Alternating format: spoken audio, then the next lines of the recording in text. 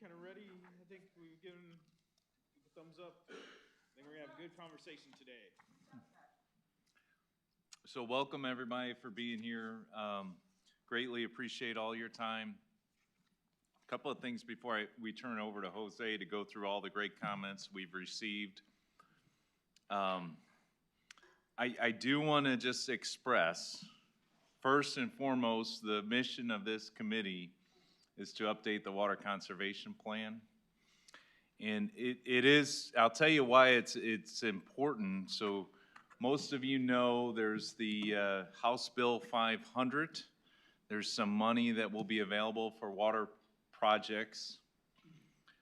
That they're still working through the process on how the requirements and how people will be scored, entities will be scored when they submit that.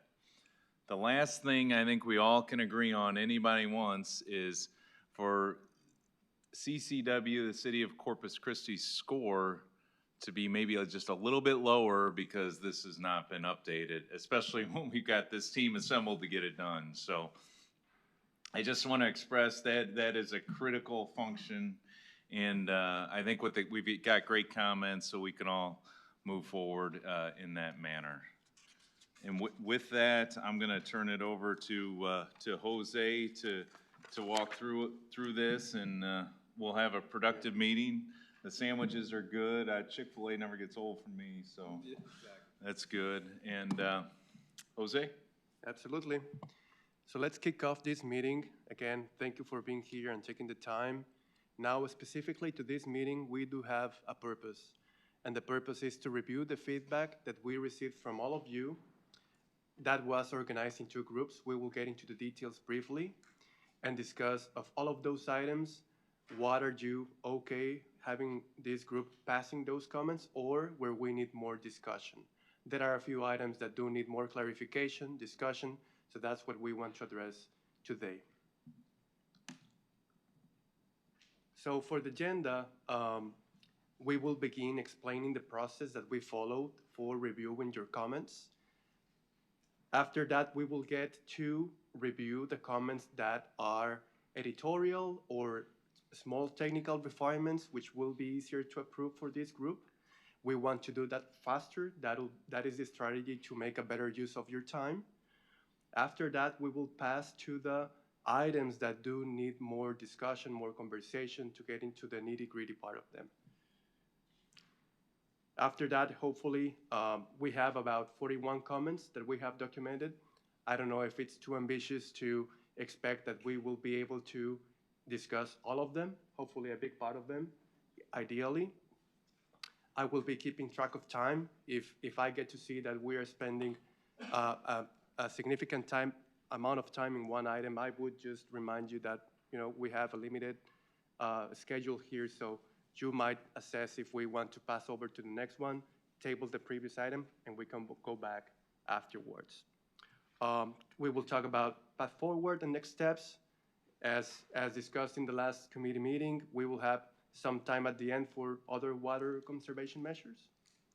And after that, we might have some time, if we get to have time for open discussion and adjourn. So let's get to item number 2 of the agenda, which is clarifying the process we follow for reviewing your comments. Again, in total, we have 41 comments documented, if I am not mistaken. So we got submission of 4 committee members providing comments, totaling the 41 comments. The city staff reviewed those, and those were organized into 2 specific groups. What we are titling items for approval and items that do require discussion. So let's now get into what each of these group really means. So again, Jose, can I go ahead and make a motion to that effect? Please. So thank you again for the red line. That was tremendous help and for everybody's input on that. And thank you for splitting out 2 groups. So my first motion is I'd like to go ahead and approve all 15 items submitted by the committee members that the city has already delineated as ready for approval. So I'd like to approve those as a group. I'd like to second that. All right, would you mind raising up your hands if you want?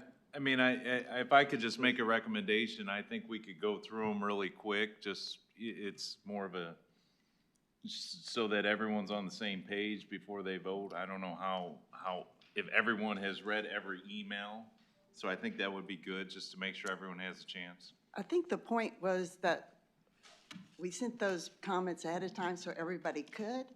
And so I would like just to go ahead and move forward to the ones that require discussion. I wouldn't mind having open discussion on the items. Say. All right, so should we quickly Take a vote. take a vote for, Yes. let's take a vote for the approval of the 15. What are the 15? Let's put them to I screen. think people Let's need put to them- know what they're so- voting on, So you let's, know? let's, Yeah, let's that's begin kinda with my- that. Let's begin with that part. So for the items for approval, we have 15 that are breaking into 2 slides. So letter is a little bit small over here in the screens, but you have the same content in the document that we are providing you. So we have, let me switch gears here a little bit. A quick round. Recommending the incorporation of great water reuse. We have the request to include a table of contents. We have the request to include additional water supply projects, for example, desalination, stormwater, and recommend evaluation of evaporation reduction technologies for Western Lake supply. Okay. Moving to item number 4, to encourage expanded use of smart meter data to provide more feedback to customers with comparative feedback and usage insights to promote conservation.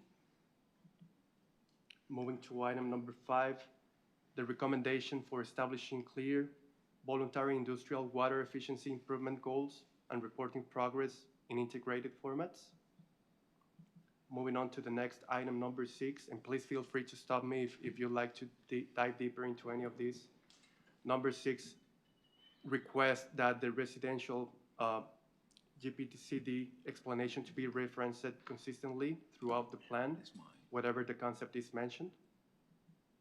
Number 7, it requests updating the reservoir level graphic with current data and describing all conservation stages for broader context. Item number 8, we have here a request to update the reclaimed water section to reflect Valero and Flint Hills agreements and clarification of tiered pricing methodologies. Okay. Moving on to the next slide, item number 9, we have the request of inclusion of water rights, seniority, legal rights, potential curtailment risk, and expanded description of the Mary Rose pipeline. Number 10 recommends prioritizing leak repair and plumbing assistance programs, particularly for low-income households that might have more opportunities. Number 11 recommends involving landscape and irrigating professionals in public outreach and using updated terminology. Number 12 recommends including landscape and irrigation professionals in developing incentive or rebate programs. Next one, number 13, requests the expansion of rainwater harvesting section with practical guidance, for example, rain barrels and setup instructions. Number 14 recommends including landscape and irrigation professionals in ordinance review processes. And the last one, number 15, recommends updating the outdated bridge image that we have at the end of the document. So this is the group of 15 that city staff is okay approving. So the motion is to vote on all or none? Yeah, I mean, my opinion, there's a lot of good things in there, but even I'm unclear with the comments, so I don't know how the committee could vote on an item that is not fully delineated. Like updating the Harbor Bridge image, that's great, it's easy. Some of the other ones, it could go in a million different directions, and my concern is that the committee doesn't understand what they're voting on. So my understanding was the city has already gone through this and has separated them, and so it's clear on what was requested because they've already marked those as ready for approval. If there's maybe one or two, you could take exception and request those be moved to the discussion item and then move for the remaining.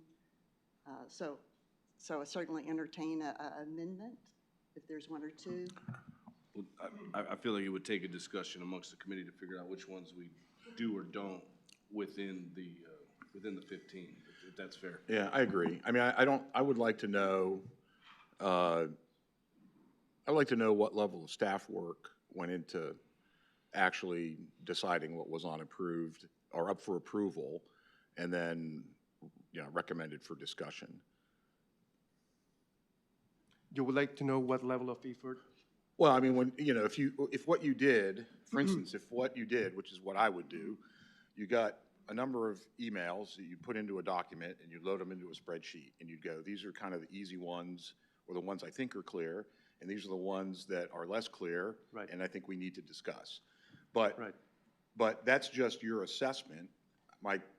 So the heart of my question, like an initial assessment, the heart of my question is, how much real work went into going, yeah, we vetted this and we're clear on what it means, and this is, really kind of an edit, it's, at this point, approval means we know exactly how to make the edit because we know what the comment means. And I'm with John. I'm not clear that that's what occurred, because I've got some questions on some of these myself. Yeah, if I could just provide an example. So item number 3 talks about northern sources. I'm the chief operating officer. I don't know what is that referring to? I don't know what that is. So I think that just means ambiguity and unclarity. Does that mean water from San Antonio? I don't know. I think so. Let's do that. Okay. Yeah, agreed.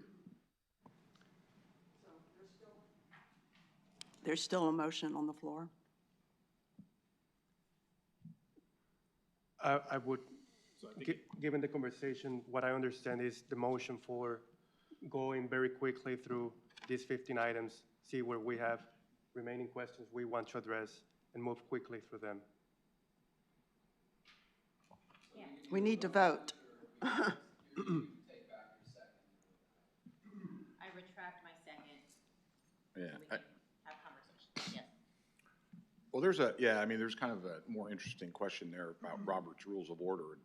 For this group, we're an advisory committee, and, my understanding, based on participation in advisory committees in the past, is that we have conversation, right? That it's not really a parliamentary procedure, at least at this stage, that we work and we come to agreement on how we think the water conservation plan needs to be adjusted and changed so that we can recommend to the city council that we think it's a good product. If we're going to get into motions, seconds, discussion, failure of some motion for lack of a second, et cetera, then we're going to need an agenda that says, consider and act on these things. And we're going to have time ahead of time to prepare, because we know that we're coming into a meeting where we're going to be having motions and, making votes, as opposed to coming in and working together amongst ourselves to deliver a quality plan to city council and for the city. I agree with that as well. I think I thought exactly the same thing that Gail did, that you guys had already reviewed it and it was ready just to be approved. So I don't think anybody has an issue with just moving forward with conversation in reference to clarity. So, yeah. Okay, Very good. very good. So let's switch back to the first slide of items for approval. All right. Item number 1 notes that water reuse is not addressed in the plan and recommends its inclusion, by Andy Tapman. I just want to now move the questions to if there is a specific point to water reuse that would like to be included in the document. It's allowed under the development code to have gray water reuse. I think it's one of the few recycling things that really makes a lot of sense. It's cheap and easy. It solves a problem. I don't care how much or how little you describe it. I just thought that as a matter of conservation, it was missing out of the process. So when I took it from that comment, when I read it, you're just wanting to touch on that. It could be a It's an element of practice. conservation that I think is Yeah, underutilized. That's how I took it. Appreciate it. Then we have the good clarification from the city staff with Esteban. We can move to the next item. That request inclusion of table of contents. I think that is straightforward. The document did not have table of contents and could be included. We can then move ahead to the third item. On section number 2, subsection 2.6, additional water supply projects and strategies. Page 12, that request inclusion of additional water supply projects, for example, desalination, stormwater capture, northern sources, and recommends evaluation of evaporation reduction technologies for western lake supply. This comment by Gail Anderson, and I understand there is some questions around what is the reference to the northern sources. Yeah, can we pull this one for more discussion, actually? Can we, let's talk about it right now? Cool. That's right. Yeah, I had a question on this too. On the previous plan from 2020, it actually recommended a specific plan, the Inner Harbor desal. I would like that added to this current plan also, for I feel like that's the only current long-term solution that we have, you know, permitted on the books, funded. And with this, I don't know, how do you pick what projects are put on the plan? Yeah, that was my initial thought on it too, John. Was there are other projects that in the context of this plan should probably be on that list, right? The list as it appears in the draft looks like it's the alternate water supply strategies that are being implemented really kind of on an emergency basis to deal with the gap that we're trying to keep from happening. Right, I think that's one of the questions is how specific or unspecific you want this information shown. Was there a reason why the Inner Harbor desal recommendation was taken off the current draft? Or do y'all know why it was taken off? So we took it off because of, at the time we were developing this document, it was still kind of, we didn't know what direction we were going to go into, and so I didn't want to, I wanted to be more of a plan, general, what we're doing. I'm encouraged with what y'all are suggesting to stay in it, so I think I was on the right path. I shouldn't have, just taken it out. But I'm encouraged with your comments and adding it on back in, and we can add in some additional other sources that we're working on. Groundwater would be projects that we could add to it. There, obviously, the seawater desalination, keep it kind of general, because we are working on multiple seawater desalination opportunities. For sure. Inner Harbor is the one that is fully permitted, fully. It's the only one ready right now. More ready right now, but this is a planning document, and we could keep it seawater. Also, there's opportunities for brackish groundwater. So I could add that back to that section as described here. The question that did come up, if we just get some clarification on the, what were you referring to north sources, so I can capture you. So I had the red line in front of me when I was going through this, and I guess I don't have that at my fingertips. And that was a month ago. Probably I meant the western. Okay. Oh, But- okay. But I don't know, I just have to have it in front of me to, So would it be okay if I make reference to the lakes, to our just use your. reservoir system? Yeah, normal terminology is fine.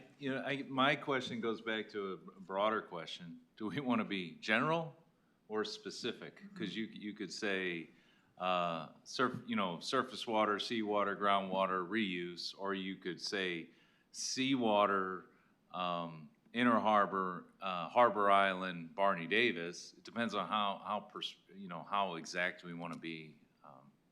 I don't know. I agree. I would- I think it should be a little more general. I also think it would be a mistake to name specifically the Inner Harbor Desalination Project. At this time, well, we're still like waiting for the Farfield Model Committee to complete its work as well. I just feel like it remains a little too up in the air at this point to name it specifically in this plan. So maybe it should just be a little more general.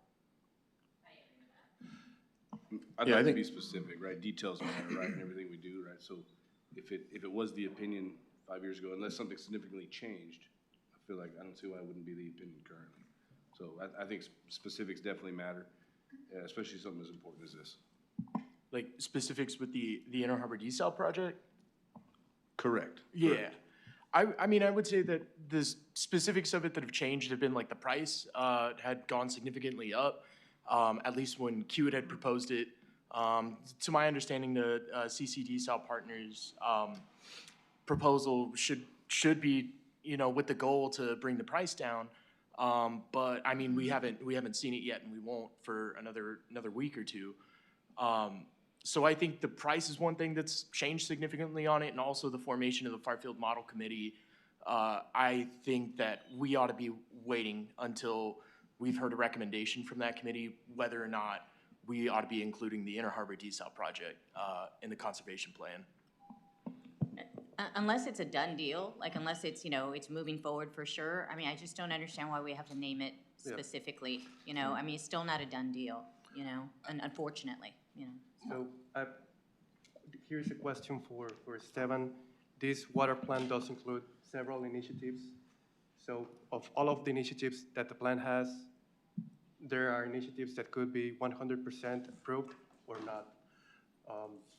Would there be a boundary of if the project needs to be approved for being included in the water conservation plan? I didn't know this committee was to discuss price of a project, right? It's, to my understanding, it's simply, we can't essentially conserve our way out of this situation. And then at the back end of everything we've done to conserve, does this committee have a recommendation like, hey, this is what we feel probably is the best alternative to get the coastal bend out of the water crisis, is my understanding. Because the intent of that section is to identify, just to go over, additional water supply projects or strategies that the city in the region is working towards. And so that's why at the time, the old plan, we did talk about seawater desalination in our harbor, so that's why it was up front on that. Now we're working on multiple projects to reach these goals, so we would add the groundwater, we would add other specific projects that are moving, and we have dedicated resources to. Does the city have a goal in mind as to what percentage of supply should come from each of the various sources in terms of surface, groundwater, desal, or is it, do you have a target in mind? You're the guy. So I can absolutely answer that question. However, I'm going to warn you, it's not going to be a straightforward answer. So the goal, the strategy, right, is, and I've been very clear, is to diversify our water supply with multiple sources to have a diversified portfolio. Where it gets very complicated is the Mary Roads pipeline, currently delivering 70+% of our water. That potentially could, if there's an issue there, could take out multiple sources. So you've got to, so there's an engineering question, and I talked to a lot of people yesterday about this. In engineering design, if I'm designing a pump station, I design it to operate with the biggest pump being out of service. Our quote-unquote biggest pump is the Mary Roads pipeline. So I hesitate to dictate percentages from sources, but what I can tell you is properly manage the supplies and be able to utilize them when you can. For example, knock on wood, we get out of this drought, 10 years from now, we're in another horrific drought. Let's say a year from now, we're out of this horrific drought, and the western reservoirs are flush with water. We would use a larger percentage of that because it's more beneficial to the ratepayer, and we've got an obligation to that. I mean, I nominate that transcript as the answer to this question. So Jose, is there any way that we can pull up the red line so we can put this in context? I've got a light version of the red line that I can email, and you can bring it up on your phone so you don't have to download it if people want me to email it around at the moment. Because I've got the full red line on my phone, that's how I'm keeping track of it. Would that be helpful? We cannot actually put it on the screen right now. We don't have that capability, but if this is the case, we either could table this comment for later discussion or make it a go, no go to, given the purpose of the chapter as Esteban has described, if we can go with a generic description of. I mean, the other thing we can do, like Andy was saying, we can propose some language for the committee to review, and then maybe follow it back up next meeting. Yeah, because the plan that if we were go through the comments, we were gonna accept them, some of them we didn't, then I would come, the next meeting, I will have a draft for everybody to see, they can hold on to it, they can look at it, and we would cover it here. I didn't want to make any assumptions that you agreed to this comment or not this comment, so that's why I didn't include any of that right now. I wanted to have an open discussion of what everybody was talking about. So would that be okay for all of you, for Esteban to come up with a proposed language to get reviewed? So what would we come up with? We're gonna put all sources of water recommendations on the back end?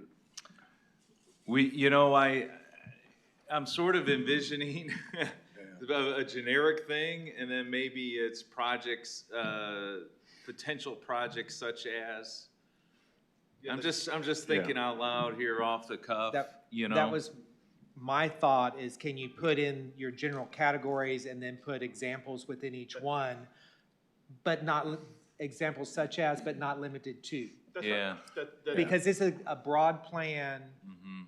that way you specify some specific things to follow up on, but you also leave the door open for other things in the future. Yeah, I agree. To circle back to the initial point you made, Nick, I mean, as we entered into this discussion, I think, the focus is on the water conservation plan. And as it relates to items that are kind of providing context or informational, which is this kind of is, it's like, hey, we have other additional water supply options that are available to us, right? Because it follows, these are our water supplies, and these are additional supply, potential supplies.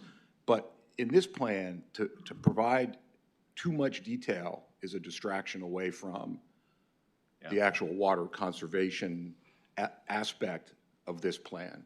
And in the plan later on, I don't know that we're even going to talk about it much today, but it refers to the strategic water planning kind of posture that the city proposes to take, right? Which that's where, in my mind, a lot of these details appear. Well, that's where the detail appears in that planning document.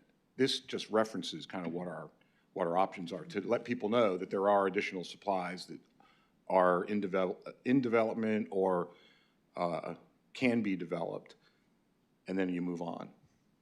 So general, I think, is better. The executive summary. Nick, I'd like to ask you a question. With respect to the situation the city is faced with right now, which is a pending limited amount of water supply, should this committee be addressing both issues? You've got a long-range conservation situation, and we have an immediate situation that is rolling at us rather rapidly, that is limited supply.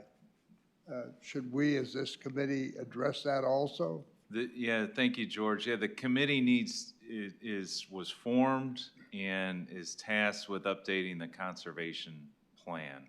Right. And that's what we need to focus on right now.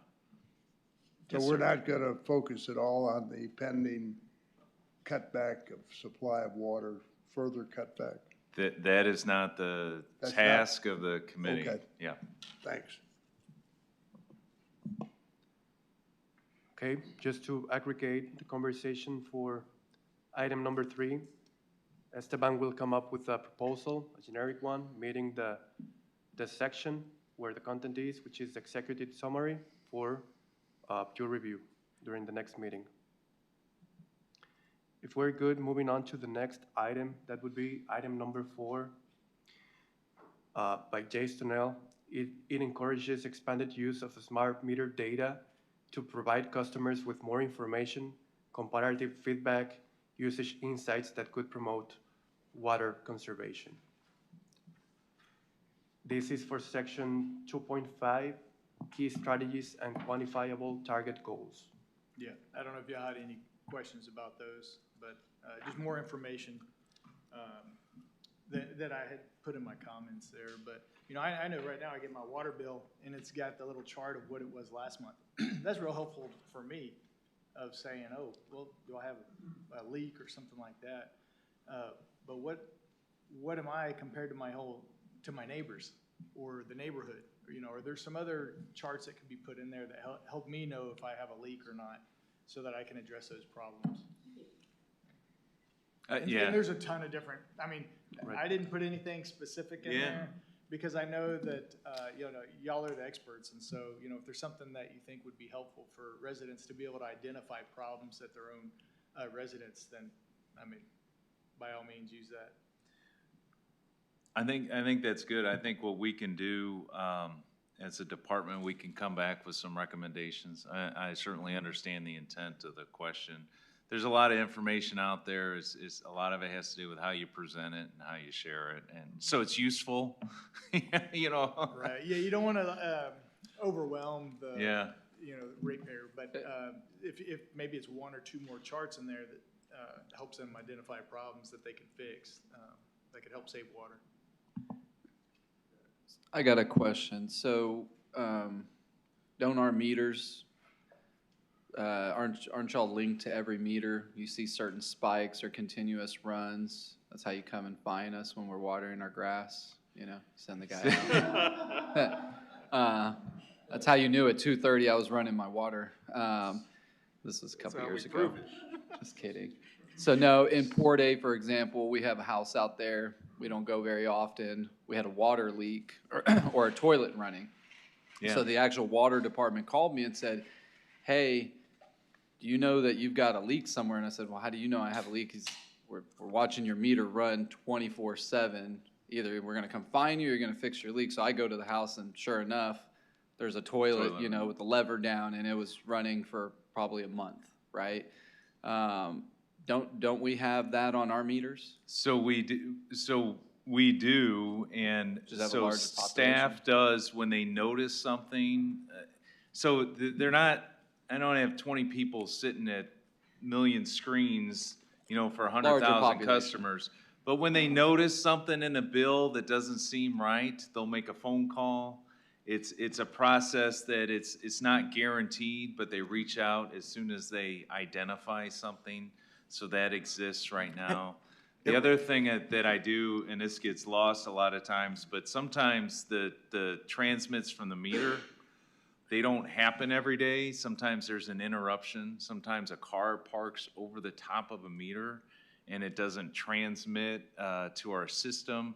So then what it does is the next day when there's a clear transmission, then it captures the full data of what's been used. But it is interesting, and there could be a recommendation from this committee to provide more resources to monitor it, or it could be just simple as clarify the bill, which we are. I do have staff working on doing, we call it a bill makeover, utility bill makeover, and we're working on that right now. I mean, to me, it just sounds like that process should get automated. I mean, it's automated in a lot of places, and to that degree, then the system just sends out, you know, and the ultimate endpoint of that is people log in and can look at their usage on real time, which is a further degree of technology, but seems to me to be aspirational and document. Either one of those two would work. So I will tell you, Andy, we're working with our IT, and we're probably getting off the topic here, but we are working with our IT department to incorporate some actual AI tools for those kind of measures. We're not quite there yet, but. Yeah. Yeah, actually, yeah, as a potential, I mean, because I thought Yeah. it was a natural fit, and my question is, are there auto alarms or auto alerts, you know, rather than having somebody kind of just catch it out of the corner of their eye, you just have the computer sitting there, and even if it doesn't have daily data, it goes, oh, hey, this is above, you know, historical usage, or this is totally out of the ballpark. We should probably pick up the phone and check to make sure that they know that that's happening. There shouldn't be a meter that runs for 24 hours. There shouldn't be So. any home that has water consistently for 24 hours. Like that meter shouldn't be moving. So that's what Yeah. made them call. Yeah. Now, why they waited a month, I don't know, but it wasn't for a bill. It was just a courtesy to say, hey, we think you have a leak somewhere. Right, yeah, staff here does that. I mean, Yeah. they do. When they notice it, they'll pick up the phone or they'll take a visit out and go, hey, I think something's wrong here. Your water bill's way high. So we'll Yeah. incorporate a Yeah, number figure out, of, yeah. of items and bring it back to you. Yeah, I thought that was a natural fit in kind of the smart metering strategy Yeah. there. That's good, Jace. I like that. Okay, perfect. We can get to that refined language clarification and adding those communication pieces right there. Yeah, that's good. Next item, number 5, again by Jace. Same chapter, same subsection, 2.5, key strategies and quantifiable target goals. Recommends establishing clear, voluntary industrial water efficiency improvement goals and reporting progress in aggregated formats. Would you add some context to that comment, Jace? Yeah, in talking with some of my friends that work in industry, you know, they're always looking for ways to be able to conserve water and reduce the amount of water they're using because it costs them money. You know, is there an overall number at which they use, and is there a target to where all industries together want to reduce the amount of water that they're using through new technologies, you know, new ways of doing things, and rather than putting an individual name of a company on there, it's all aggregated. I don't know, it's just sort of a way not to be able to highlight one individual company of what they're doing, but as a community as a whole. It's kind of the concept idea. Doesn't it already highlight a 10% goal reduction? Oh, maybe it does, yeah. Could have missed, I actually printed out the red line, but I didn't bring it. Appreciate the additional context. Yeah, I guess there's a couple, I see what you're saying. I don't, from an industry perspective, see any real issue with that at this point. I will say it kind of ties in though to this ICI, right? The potential future, this ICI program where there's water audits and technologies assessments and stuff like that.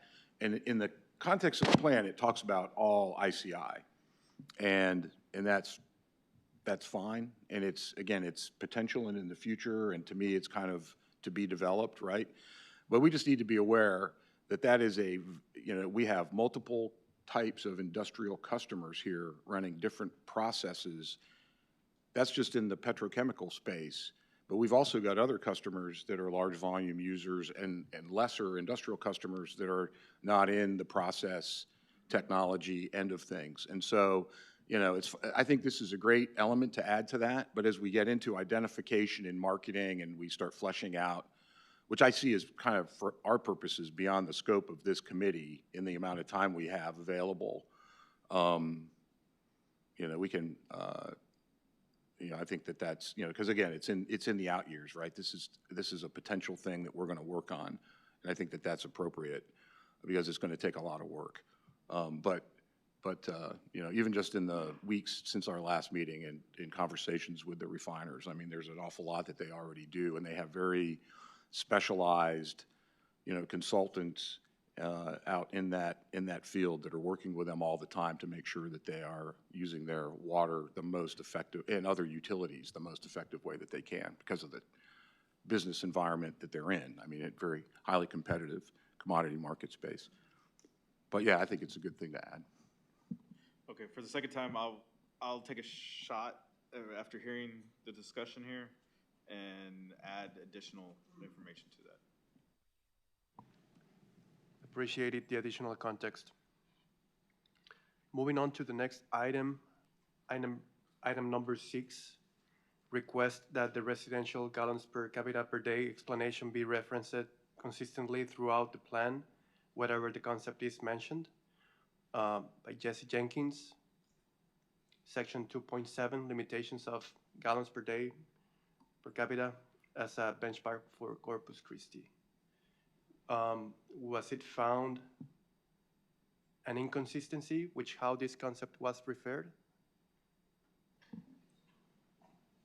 So what I took from that, I'll look at the inconsistencies, what he's referring to, and go back with the team and try to find those, and then make those changes, make sure that we're consistent. Yeah, I wasn't sure if it was that, or if it was like there's a reference to the, like there's a whole section about sort of the whatever inapplicability or the misfit of using gallons consumed per capita in our area because of the large industrial, the large industrial usage, and so and I wasn't sure if you wanted to reference back to that, like every time you're talking about gallons per, like an asterisk almost, like, oh yeah, So we need clarification on that, I think. I do, at least personally. Okay. That's something that could be reviewed and adjusted? That's right. So again, with that good comment, we'll go back with the team to look at how we can be more consistent and clear in that. Is it possible to have two parts, that one is a residential component and one is an overall per capita? The answer is yes, and we do that. Maybe we not clear consistently. That's what I'm after hearing and so I want to go through every single piece of the word in the document. But there is in this document, we talk about residential per capita use, and we talk about per capita usage, which you take into consideration the whole system. So yes, noted, and we'll make that clearer. Okay, item is clear. Moving on to the next one, item number 7 by Andy. It requests updating the reservoir level graphic with current data and describing all conservation stages for broader context. Would you mind expanding on that?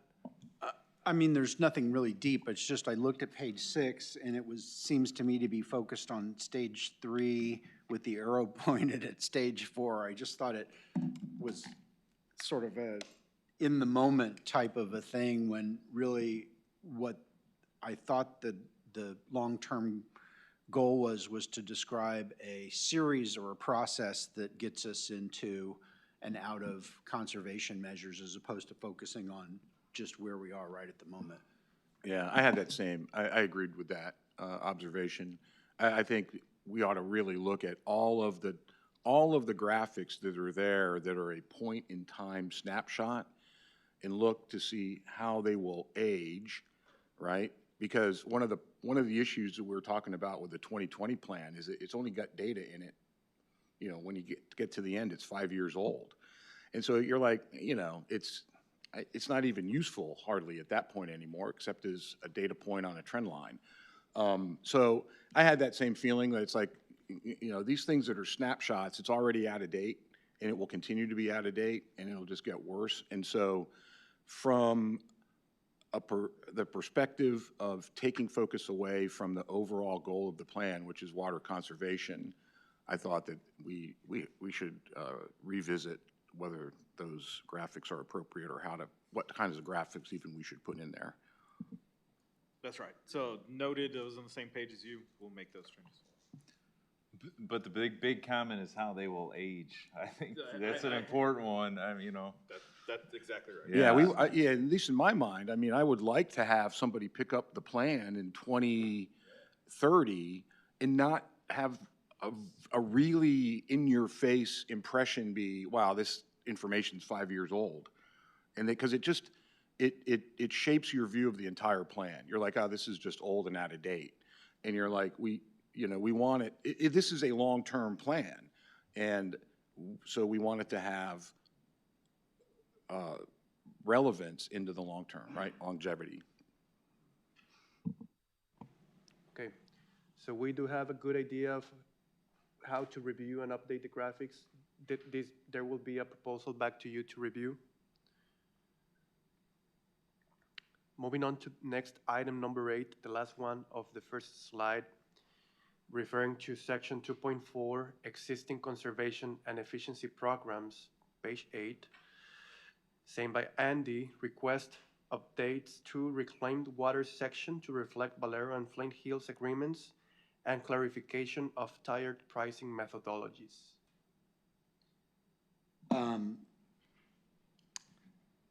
It just, I don't know, it just seems to me that the water reclamation is a great leap forward for the city. It hasn't been really done in the past other than to water golf courses, but is a very material aspect to cheap water that we already own that produces big results in terms of what we need, that it ought to get just a little bit more of a section. And then the tiered rate structure, that's to me really important because not only does it serve to help in conservation perspective during the good times, but an element of that is the communication warning signal that we send to people that, hey, we're in an emergency situation, the new above tier prices will melt your face. That to me just didn't have enough meat on the bones there when it's more important from a outsized perspective as to how and where people interact with the water system. I'm gonna. No, yeah. Go ahead, Nick. No, go ahead, John. I was just curious, specifically, what would you like it to say? I don't think the city offers effluent water to just any industrial entity that wants effluent water. Is that accurate? Yeah, so they're steps negotiated contracts that don't happen overnight, and it's, I mean, you mentioned Valero and Flint Hills, which is great, but the goal is it not to end there, yeah. We need to talk about just the maximum use, or the maximum amount we have, not necessarily specify users, but 16 million gallons. The goal the city's trying to achieve. No, I mean, look, I don't care whether it's in or not. I just thought the concept was important. Yeah, I just I mean, I the thought, impression that there was an unlimited supply of that all industrial users could essentially go to that. Well, I figure if people drink more beer at dinner, they will avoid water use at night, and then they will have 2 hours later better reuse for industry, but. thank you. Yeah, I just saw it as adding to the, in there it talks about we've done it since, the 60s with Gabe Lozano, and, we're expanding it, and we've got the OSO station, and, I think it's a good point. Now we're heading into an era where we've got more than that. We've got projects that are actually going to take wastewater treatment plant effluent and being used by, That's right. refiners. So just mention it. I mean, it's like beyond that. What is the plan aspect of that? It's the water conservation plan. So by inputting that, what are we planning?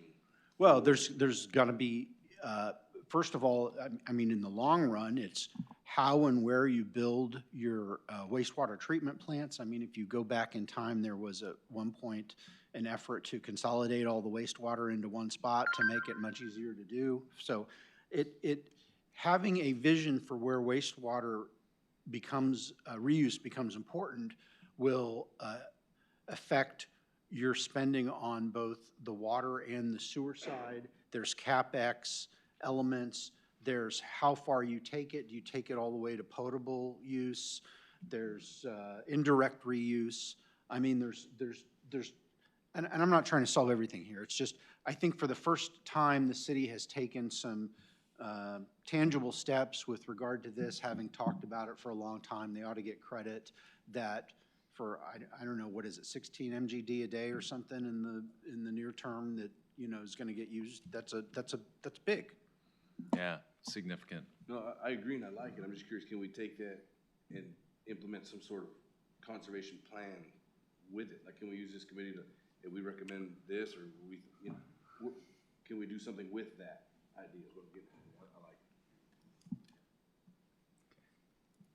So yes, I will Got go it. back and add more detail to that section where it's city-led water efficiency efforts.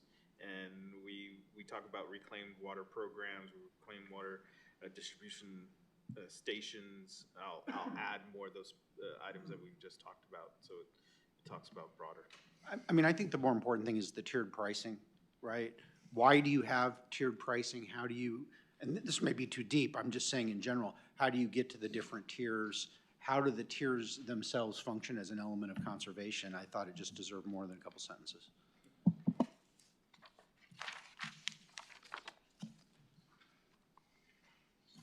Is that kind of detail something that should be put more in an appendix and referred to? Because that way if someone wants more clarification, they could find it in an easy source. Recommendation to add in an appendix. To add if we are going to do something that talks more detail about why we have a tiered layer process, to me, it seems like that would be more of an appendix to explain something that we show earlier in the plan. The plan should be more broad, but if people don't understand something, you would include it in an appendix. Would there be a position whether including an appendix in the? So as we work through it and to determine how much verbiage How we many? have, then we'll make a recommendation to the committee whether an appendix on the topic is needed. We can Yeah. bring that item back when we have a more worked on document. Excellent. Now, moving to the next slide, which would be item number 9. Again, with Andy Taubman, section 5.0, description of water sources. It requests inclusion of water rights seniority, legal rights, potential curtailment risks, and expanded description of the Mary Roads pipeline. I mean, nothing deep here. They're just, you know, it was describing water sources. And it's so easy to think about these things as simple as we receive the water, which is you turn on a tap and it shows up. The reality is there's different types of ownerships, there's different rights, there's different seniority aspects, there's interruptible aspects. So I think that was something that if I was describing sources, it reads in the document like these are ours and we can use them and come hell or high water, that's it. But the reality is more complicated. The reason I think it belongs in a conservation document is because as water gets tight, different rights we can either assert or have asserted against us. There's different solutions that the city will be buying. It may buy more senior or more junior rights. And then last but not least, our world at the moment revolves around the Mary Roads pipeline. And I didn't think there was as fulsome of a discussion as to how important that facility is to us as what it does for us. Yeah, we can absolutely add more breadth to that. I think part of what this document's about is putting people on notice of where there's going to be problems or where there's going to need to be investment or where there's going to have to be alternatives. That's part of what I think this document is designed to do, and that's why I thought highlighting the Mary Roads really is in all three of those elements. Appreciate the additional context. I believe the team can work in including those concepts into the document, giving it more breadth. Next item, number 10, recommends prioritizing leak repair and plumbing assistance programs, particularly for low-income households.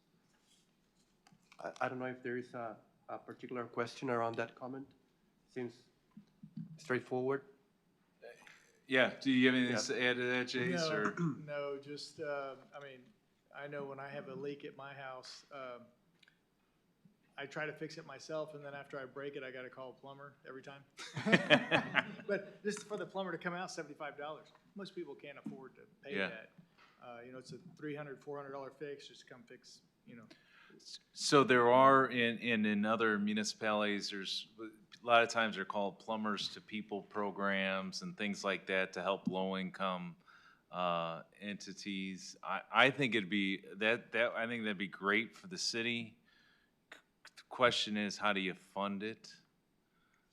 You know, I know, like SAWS, they have, I think there's a voluntary thing where the customers can opt to provide so much per month on their bill that will go fund plumbers to people. Or you include it into the budget. I don't know, that could have some PUC challenges there, but then every ratepayer has to pay for it. So I think I think it's needed. I think it's great. We just got to figure out how to fund such a program. Or EPA grants, or, I don't Yeah. know. I don't know. I mean, there's probably a whole, whole think tank you need just to figure out how to pay for it. Yeah. I think it's great. I think it's great. It's more about the concept. Mhm. Yeah. My only issue was who's gonna decide who qualifies, who doesn't? You'll need a whole separate body just for that to make decisions. Yeah, you qualify, you don't qualify. So, and I don't know the terminology, but sometimes people use if you qualify for the SNAP program. Yeah, right. There are existing. That's like audit, where no one's making a Examples judgment of- call. Yeah, there's existing examples of assistance programs and the criteria that I'm sure could be either adopted outright or modified so that it's appropriate for this program. Yeah. Yeah, I'd be interested in hearing us discuss more on that, for sure. Okay. What aspect of it? The plumbers to people or the? Yeah, the plumbers to in people. general, or the criteria, or just in general the program? I mean, a little bit more about the criteria, but the program in general, I think would be a great step in the correct direction for us. And if it Anything saves anything that we can do to take some of this burden off of residents, I think we ought to be doing that. Well, but also if it saves us enough water, it would be worthwhile. It would be worthwhile having a plumber on staff, you know, to take care of that, you know, for Right. low-income properties. So typically, those programs are, you have partnerships with existing area plumbers, right? So it wouldn't be like a city employee coming out to do it, but it would be a partnership with a contractor who would come in. Well, whichever way, Yeah. yeah, but it still might be worthwhile if it saves us enough water, yeah.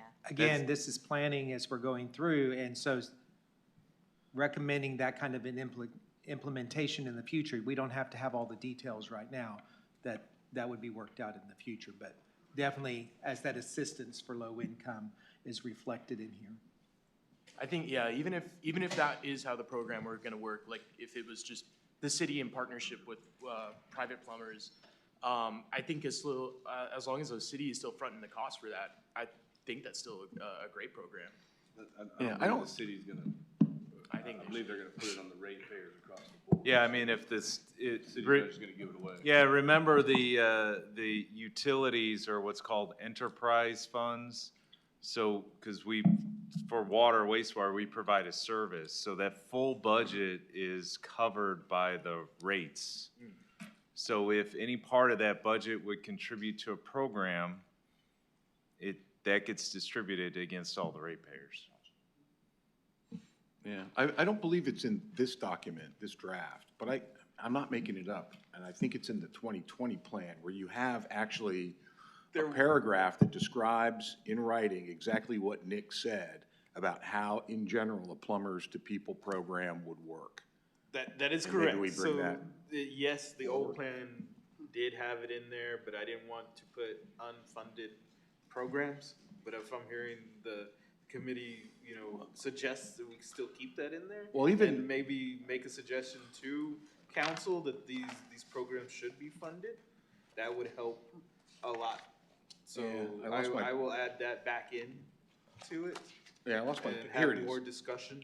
Yeah, I in the mean, document of it. even in this document, I mean, it says, plumbing assistance for economically disadvantaged customers, which I think is plumbers to people. Yeah. Is in the planning stage, right? It's not an actual program yet, it's in the planning stage. But it is considered a best management practice, so, right? So, I mean, I think it's worthwhile putting. Does Del Mar have a plumbing, a tech plumbing program, like they have welding? I mean, that could be part of their hands-on training. Yeah, I don't know what they, I don't know what they have. But then you do get, I mean, it gets complicated. So say you have someone from Del Mar come out and fix a leak, and then it breaks overnight and floods out the whole. I mean, Yeah, of they course, would not almost being have to over be the a top, licensed but, lawsuit. you know. So what was the program that, there was that water conference that we had, and the city raised those dollars, and then ultimately they distributed it $100,000 to, you know, low income or elderly Right. individuals, something similar to that is, I don't think anything that ultimately then the rest of the ratepayers have to divide where their water bill goes up for that plan really makes a whole lot of sense. I think you look for grants and you look for other sources that are not built into the rate. So, right, that program was meant to help people who needed to pay their water bill. It wasn't meant to fix found plumbing issues. So maybe the question is, and that's a little simpler to execute, but I don't, you know, what the preference of the committee is, or maybe it's two programs, or maybe it's one big program, you know. But these programs are great, but it's all about the funding, that's for sure.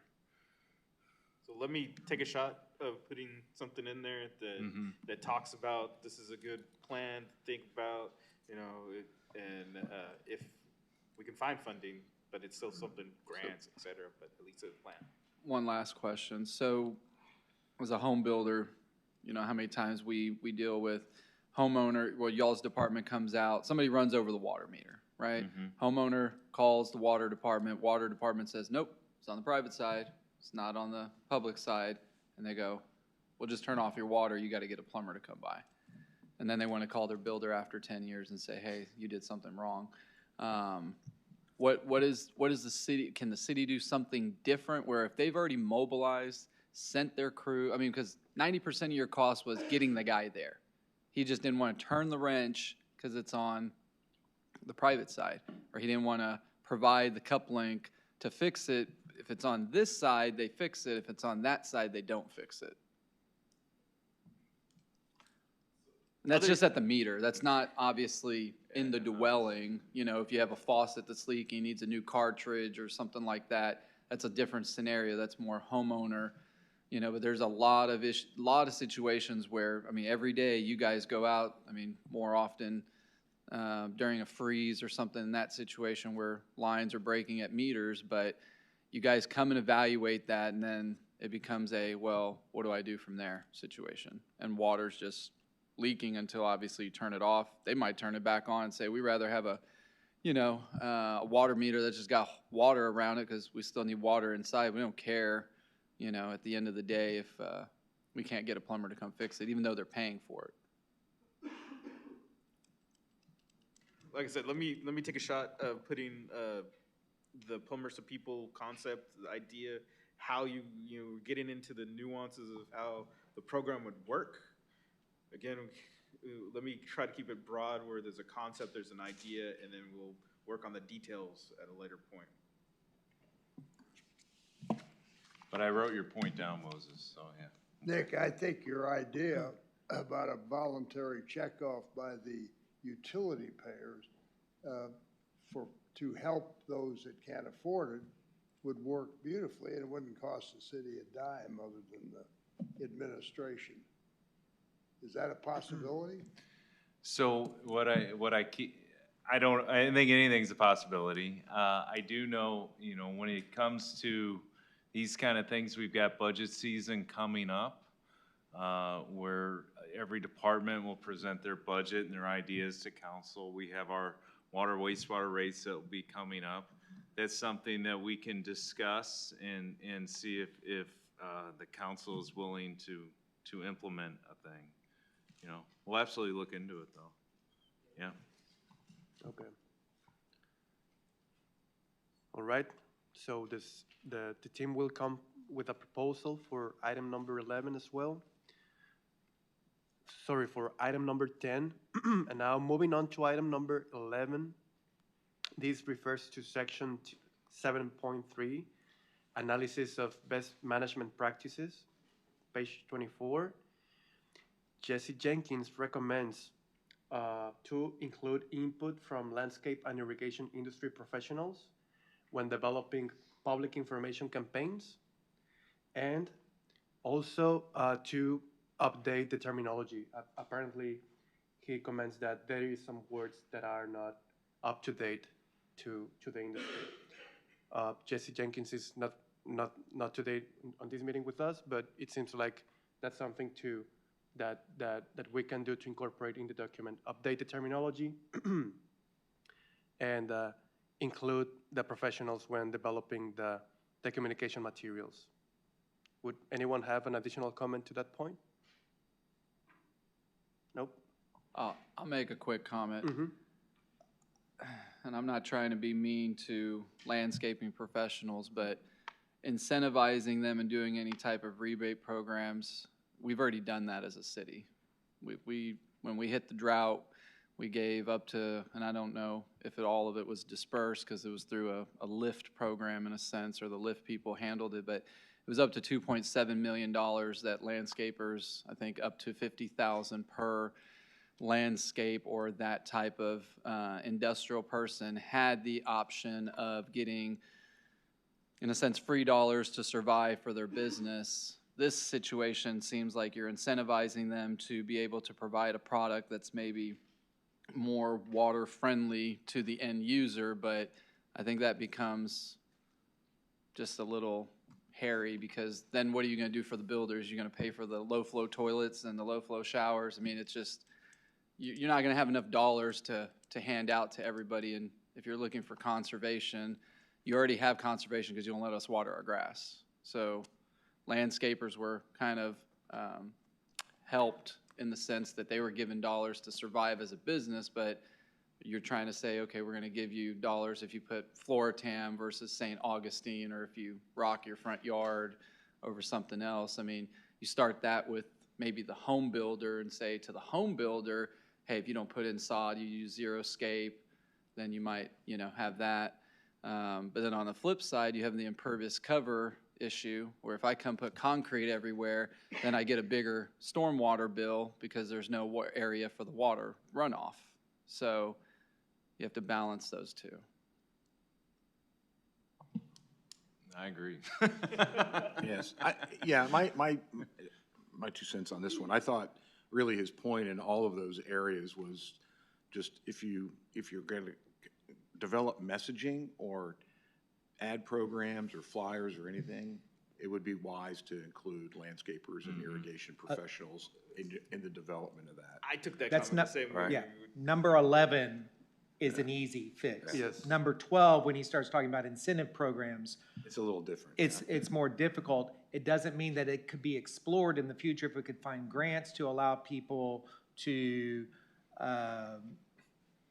make changes in their landscape to an existing landscape if they meet certain criteria. That's what SAWS has done in the past, I know, to get people to use either more native plants to reduce their grass amounts, and find alternatives, because you can use mulch and other things, or a more water efficient grass, not even Floratam, but going more into Bermudas or buffalo grass or some of those other. So I think that's all he's saying is, on number 11, I think it's a no-brainer. On 12, I think you just say that we might want to explore options there for rebates to make more water-wise efficient to convert existing landscapes into more water-efficient landscapes. But it's exploring it. It doesn't mean you have a funding source, or you may be able to find some grant funds to kind of to move that. I think there's an even shallower end of the pool than rebates or incentives, and that is in your developmental code, what your landscaping requirements are. So maybe there's some place in the landscaping requirements that we can lighten it up. Right, I mean, trees are a good example of something that's, you know, expensive to put in, expensive to maintain, and, you know, so you're gonna die if you don't water them, so. But maybe- the other, just from the educational and research based on that, trees also have a lot of other benefits that people don't look at. It's the putting in the proper trees at the proper time and proper maintenance of those trees. It's all part of the broader education and conservation component. So it needs to be in there to some degree, but some of the options from the past were allowed to continue on that weren't the wisest water users. Just to clarify, the direction this took is to now, we're recommending the city tell homeowners what they can and cannot put in their front yard. I'm not a huge fan of that, right? If I want rocks, I'll have rocks. If I want grass that I don't water, I want grass that I don't water. If I want fake grass, I want fake grass. I would not expect someone to pay me for my rocks. I wouldn't expect someone to pay me for my fake grass or my dead grass. And I don't know, I think it's a slippery slope to have this committee start recommending the city tell homeowners what their front yard can and can't look like, other than being an eyesore. I don't I don't see that we're getting into that specific point. Going back to, sorry, to point 12 about the rebate program, just to close that item. The recommendation would be to include the irrigation professionals as an exploration effort, evaluation effort, but not as something to be funded. Right. And now to your point, John, I don't believe the document has some restrictions related to that. It didn't, but it seemed like that was where it was shifting quickly. So I wanted to clarify if it was, then we can discuss it. I'll stay in the lane of the water conservation plan. Those items that were going down that direction are more for the development services and the requirements, UDC code. There you go. So that will stay in that track. Hey, I just want to mention too, that if you look at the longer comment that he provided, in addition to requesting that landscaping and irrigation professionals be involved in the development of incentive or rebate programs, really there's two questions underneath it, which are at the heart. It's like, you know, if Jesse were here, we could ask him. But I mean, his questions were, are there current incentives or rebates available under the WaterWise Landscape Design and Conservation Program? And because it's mentioned here, but it's just given as it's a program that's been in existence since 1992. And I don't know if there's any place that says what it is. I mean, again, given where this is in this plan, I mean, it could be fine to just mention it, that it's a best practice, but I don't know where the actual plan is that lays out what the rebates and incentives are. And then his other question was, what other incentive program, or what other incentives are being considered? You know, so I mean, I don't know. Are there any other incentives being considered? Are there any that should be considered? I mean, that's why we're here. I know, that's why we're here. It's just, so he's really asking questions. WaterWise landscape, you know, WaterWise is a program that a lot of utilities across the state utilizes. The program that the city of Corpus Christi has done and utilized in its water conservation education programs. We've passed out WaterWise kits for many, many years. My team and I have done that at different events. It's something, it's a program, so that's WaterWise program that we've continued and will continue based on our water conservation, and maybe I'll just add a little bit more to the story of that, so it's just more clarified. I'll just ask one more question. So you had mentioned that updating this plan specifically is related to potentially, you know, some dollars tomorrow. And I think about like the flood plan that we have, the stronger of a plan that we have, whether it's implemented, enacted, or whatnot, then the higher rating we get, which gives us a, you know, better interest rate. So do we need to make this, do we need to say that have a potential for incentivizing if you do X, Y, Z? Because we want somebody to read that tomorrow and say, look, they're going to give out dollars to be even more, you know, because we're trying to get dollars. Does that make sense? It does. That's an excellent point, actually. Like, are there things that we should be paying attention to work into the plan to improve our competitiveness? Are they gonna are these granting? Let you answer. The straight answer, each of the chapters have to talk about it. As you get into more and more detail of it, you've touched on it and you. That's what I'm saying. You and touched checked that, it. hey, I there don't- could I can't- be. I can't take I don't want to take one of these chapters out because then it gets to your point.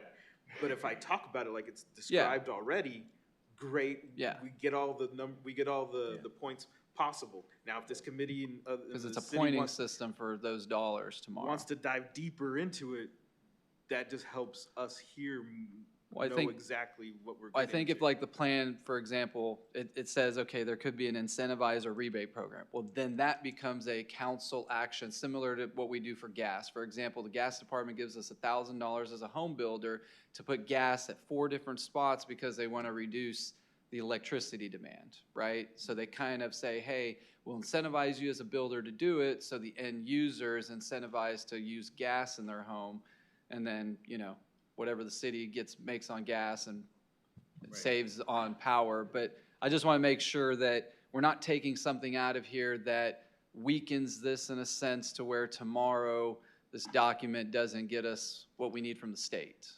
That's right, and I won't let that happen. Okay. I won't.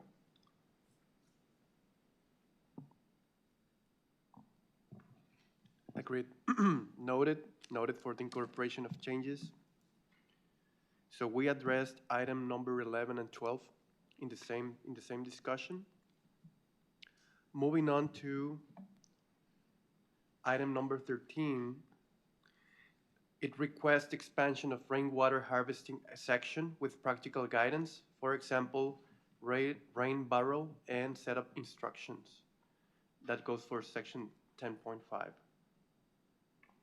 So I had a change of heart on this. So Oh, man, I was Esteban- getting ready to say, let's approve it. So Esteban, you said do we have like some little 5x8 pamphlet with do-it-yourself projects in it already? I think that's more what I had in mind, something for people like drip irrigation systems, low flow shower heads, connecting your washing machine to, go out on your grass. All those little do-it-yourself projects should be in a pamphlet for people to pick up at HEB. Like, oh, I can do this. I can put a tub with rollers on it under my shower to collect the water and then roll it outside and put it on my trees. I can, all these ideas for people to do. So the answer is yes. The communication, Ashley and myself worked together on outreach for communication activities centered around water conservation, and those we've created trifolds. We've created 5 by little postcards on our rain barrel program, how to utilize that. So yes, and we can highlight it more. The only thing that I would say that I'm more wary on creating is, for instance, people hooking up the water from their washing machine. Because what I don't want to happen is to provide guidance on that, and then something happens, and I couldn't tell you how to do that properly. A gray water system becomes a little more trickier, and when I get that question answered, I refer back to you have to follow the UDC. Make sure, if you're making changes to your home, make sure you follow all rules and regulations that the city has put out. And that's the advice that I give. But there's been a big push this year as far as conservation materials, including those little postcards that are just easy to hand out for our rain barrels. In fact, we just made just a simple brochure that is kind of specific on water conservation that includes our reclaimed water program and our rain barrels, just simple things. And it also has information on our Stage 3 website and our water supply dashboard. It's not heavy in information, but it directs you to the websites that you need to go. My point in being is that, yes, we have those materials, and we do a lot of boots on the ground messaging, so we like to pass those out. Now, if we can leave them at HEB, that's a conversation we have to have with them. But I will say we have been to businesses and they're very willing to, a lot of them, even restaurants are willing to have some of either stickers in their windows or those pamphlets. So yes, the answer is yes, we do have that. Can I move that we just go to a lightning round type format? We've still got half this thing to move through, so just move it on. A lightning round? Let's keep on moving. All right. Like, don't listen to us and under. Let's do it. Just to being conscious of time, we have 30 We're more almost minutes. done. We have a little bit more than that. All right. Item number 14, recommends including landscape and irrigation professionals in ordinance review processes. Would any one of you have any comment to that? Is it good? Okay, let's go to the next one. Recommends updating the outdated bridge image. We're good with that. I like the bridge. I don't know, let's talk about that one. No, okay, I'm not. No, let's not talk about that one. Let's just change the picture. I get $5 a comment. I don't know about you guys. I earned that one. All right, now we will begin with the other group, which is items requiring discussion. So item number 16, this is general. This does not have a section related.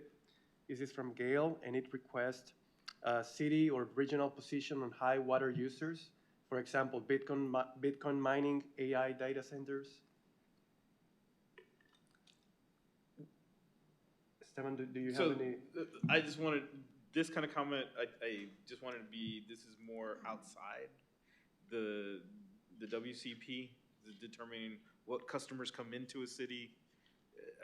That was going to be my conversation for the committee on this comment.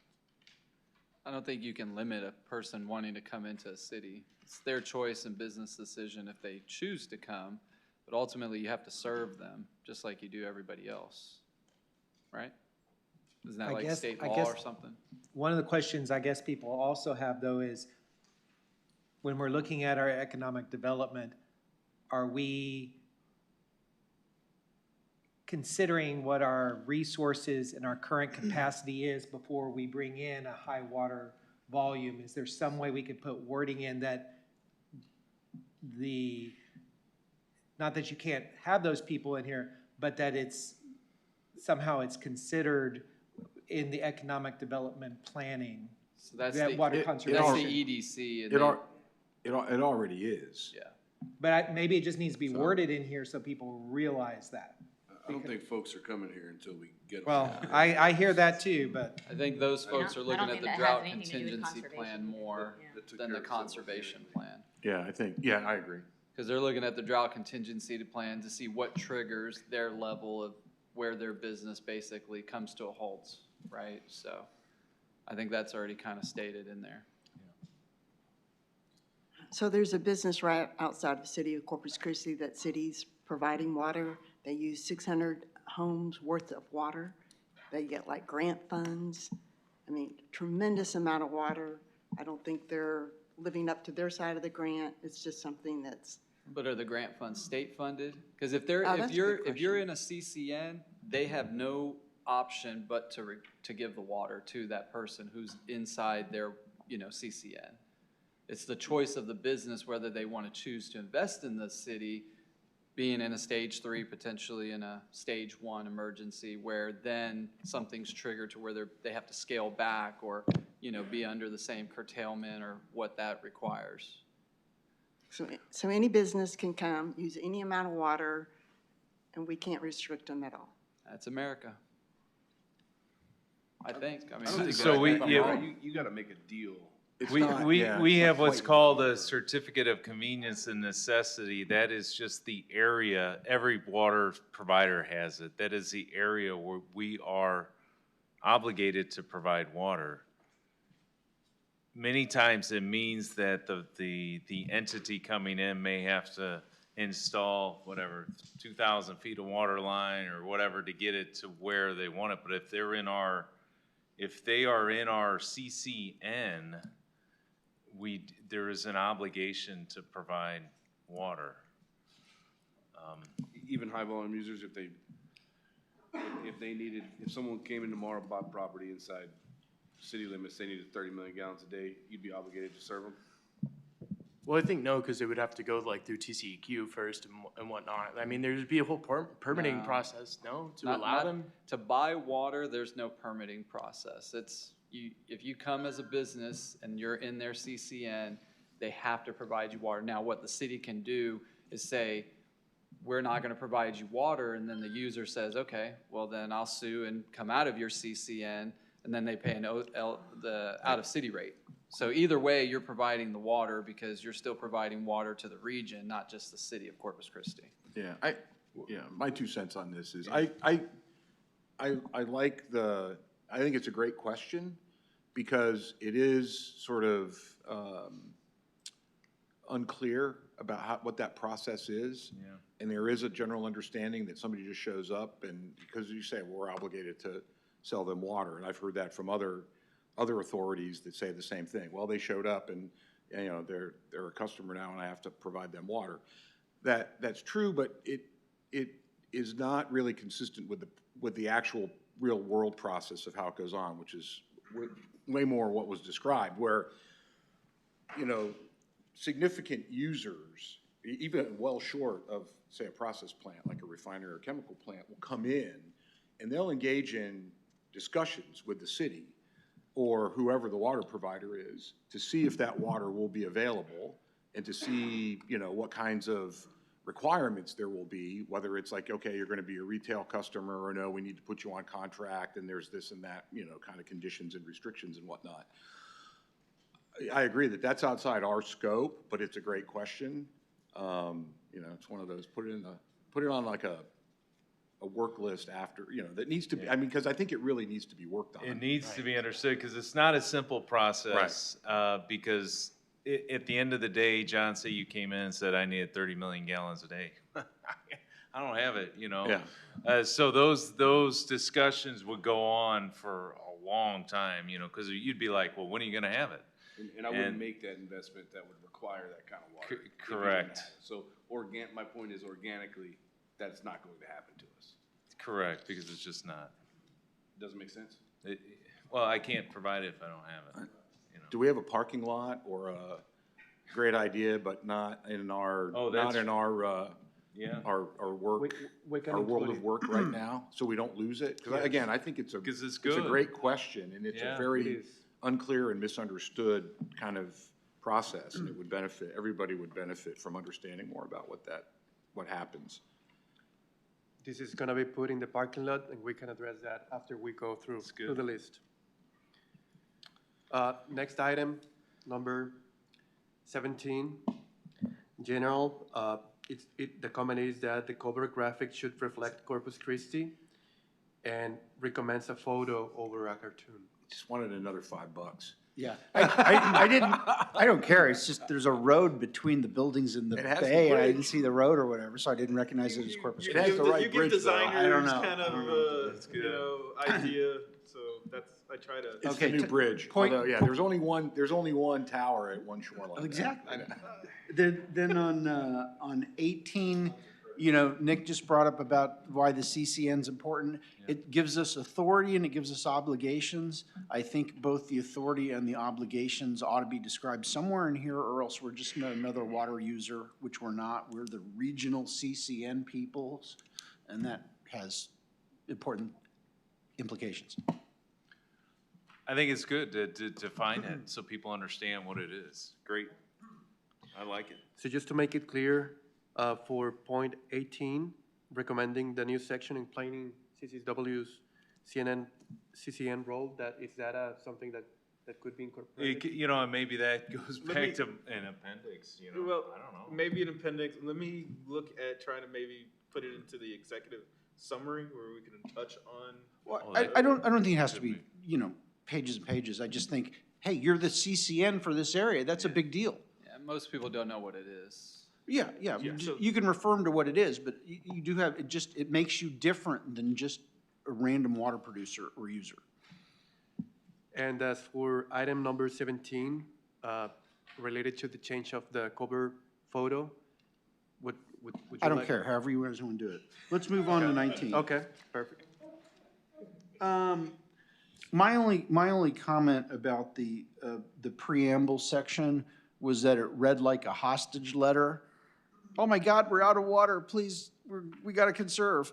I thought it lacked a little bit of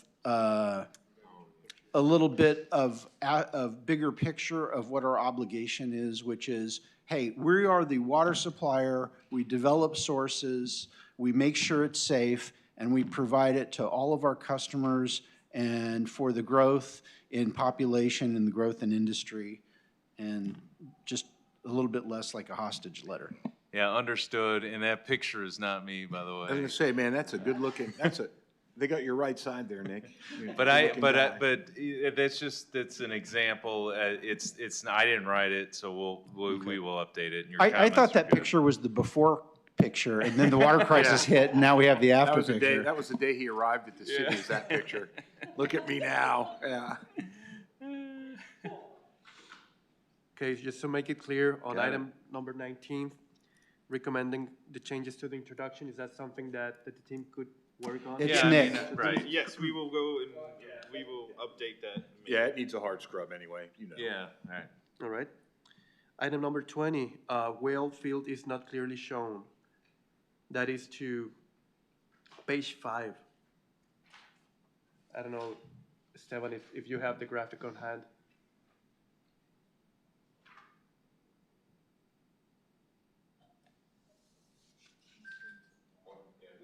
We can add, so this is evolving, we can add the sources as they come on. And so, yes, if you're just wanting to add that eastern and western wellfield supplies in, we can add that in. Because right now, in that graphic, we show western supplies, we show the eastern supplies, i.e. being Texana, Colorado. We'll add western supplies and another little dot of a well. Sure. Yeah, it's in that, yeah, it's in the little, whatever, the graphic, right? Yeah. So just put a little bubble there that shows. it. Yeah, That's right. okay. That's right. Putting that clarification out to the graphic. The next comment, item number 21. It indicates that the wavy graph is difficult to understand and may require some clarification. The wavy graph. That is, sorry, that is page 7. So, Yeah, the ribbon chart. so we. Man, I like that. But it can be hard to understand. I think I'm with maybe you. the colors, kind of the greens and the blues, we were trying to show the best way these sources are coming from. And so let me take another shot to see if let me talk to the team, the designers, see if we can come up with something. Would the opportunity be the colors or I'm the an type of engineer, I graphic? look at a lot of graphs. If you can't understand something within seconds, then you just need to make it simple. I fight with a lot of Okay. engineers on graphs. And I loved it. I like this, I mean, I like this graph overall, but I've looked at it a lot because it's on the dashboard, right? Yeah, my thing also, I can see how if you're not familiar with it, it could be difficult. I had 2 other issues. The first one relates back to, it's a snapshot point in time, so it's out of date, and it will be out of date and continue to be out of date. So anything we can do to kind of generalize it, to go sources, uses, kind of how, what the proportions are generally, that would be better. And then from a design standpoint, it's kind of weird the way that it's up there in the corner, with across from a text box that way. It just, that's more of a design issue. So those were my thoughts on that one. Yeah, I needed my glasses and a magnifying glass. So we will work in the graphic, make it some adjustments and see if that is easier to understand. There will be a proposal for you to review.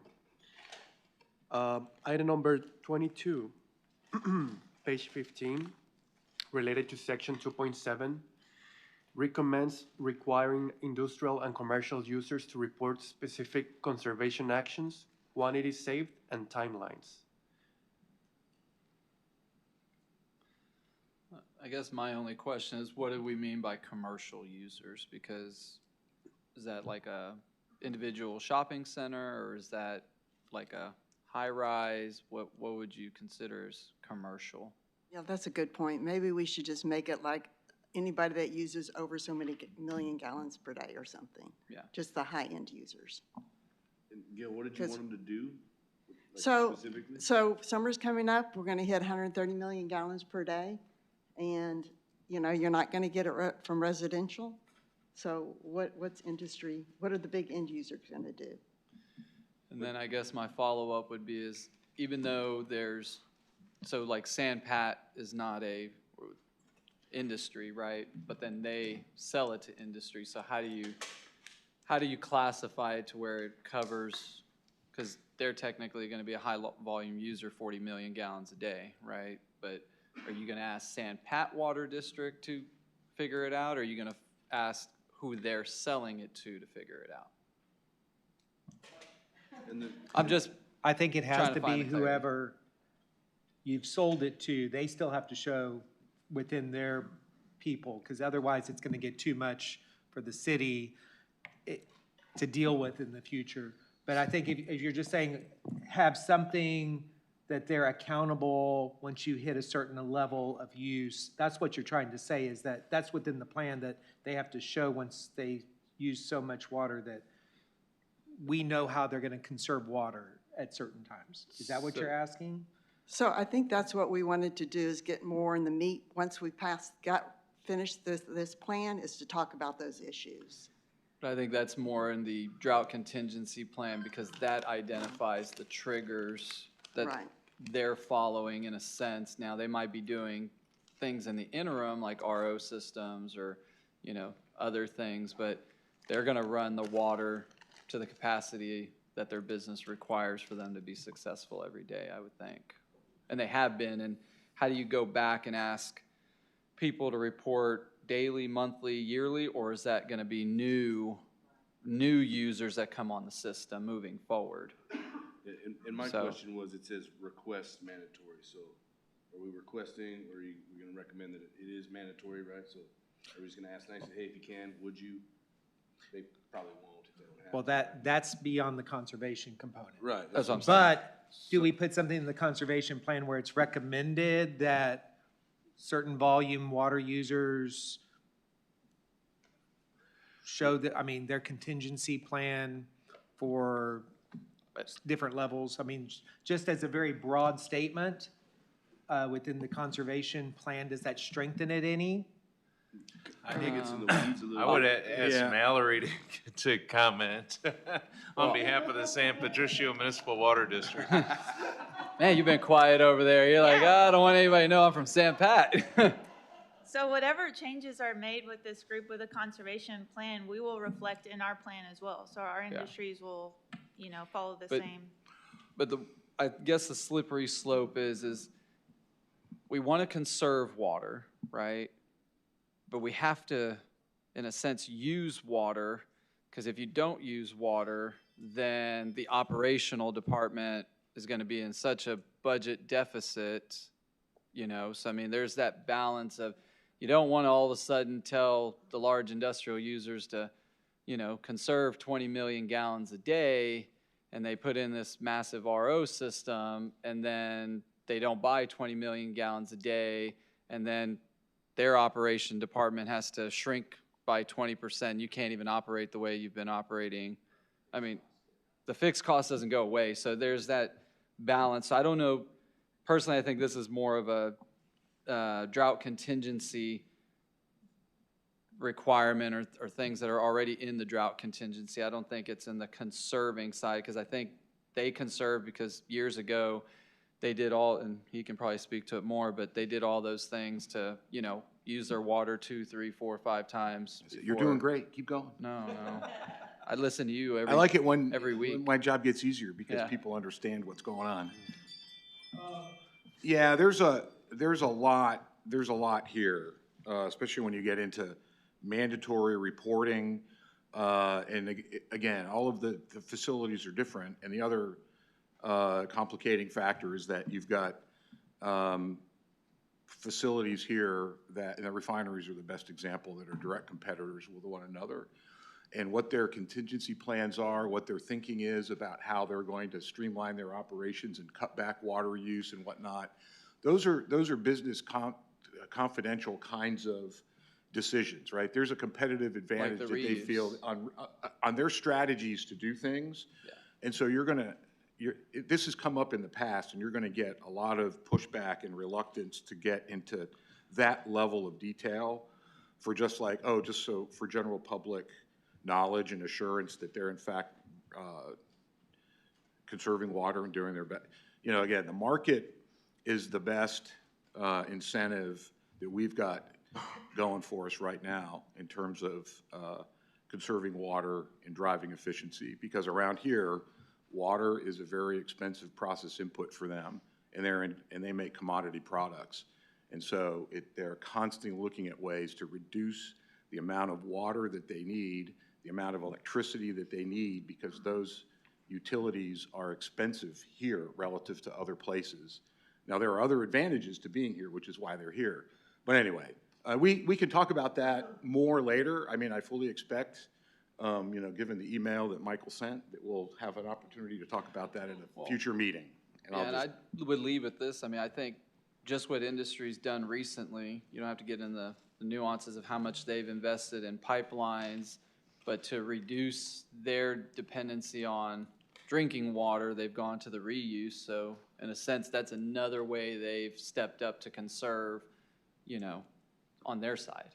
So, but it all becomes what's available that they can then absorb from this city. So we've already touched on it. Leave that out. In other words, I don't think that's something we can identify clearly without I agree. Would you all having agree? issues. Good job of conserving anyway, so I think it's already done. Let me jump to 20 because for time. 23 suggests permanent year-round outdoor water saving rules beyond drought stages. That got removed, right? Right. By Jace. Yeah, it's been removed. Okay. Yeah, what we have printed up here is not the. Yeah, sorry, latest there is version. a slight change due to some updates that are not showing, but that comment is retrieved. And just being time cognizant, we have 7 more minutes. We have addressed maybe half. I don't know, half, a little bit more than half of the comments. I believe that for the next meeting, we could go in a faster speed. What I would recommend is moving on to next steps, to the timeline, and also to plan for the agenda for next meeting. So we end at 24. Yes, so we're gonna end at 24. I'll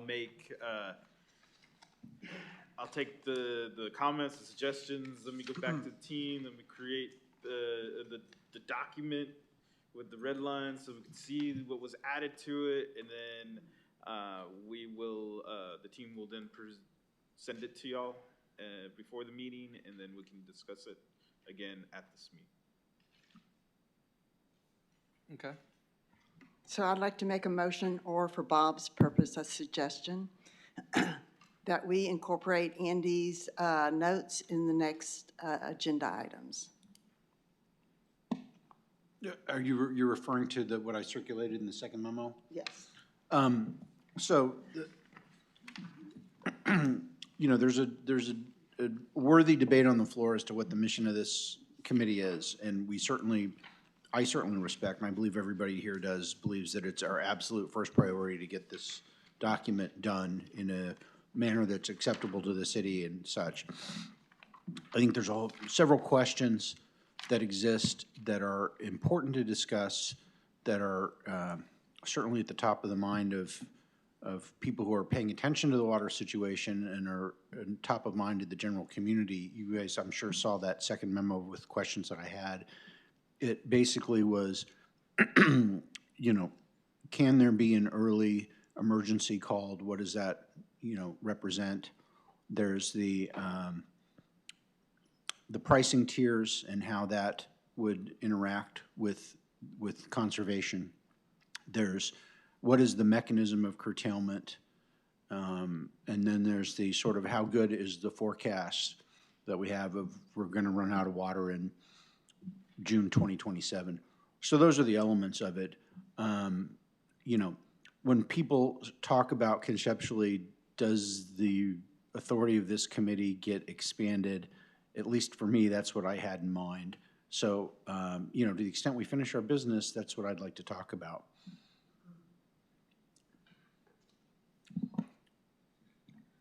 I'm assuming everybody saw the memo that I circulated, right? Yeah, I mean, and I appreciate that, Andy. I think you're right. I mean, and we all are clear what this committee was formed to do, and we're moving towards that. That's ultimately critical. Beyond, I would say we need to finish that task, and this has been a great meeting, and it shows that we're marching towards that effort. Yeah, I don't. What are you looking for? I don't know. I don't care about the process. I just care about the results. So I just wanted everybody to understand what I thought the questions that the community wanted to answer were, because I think they lead to policy places that are very important to understand with respect to conservation and curtailment, which are what really people care about.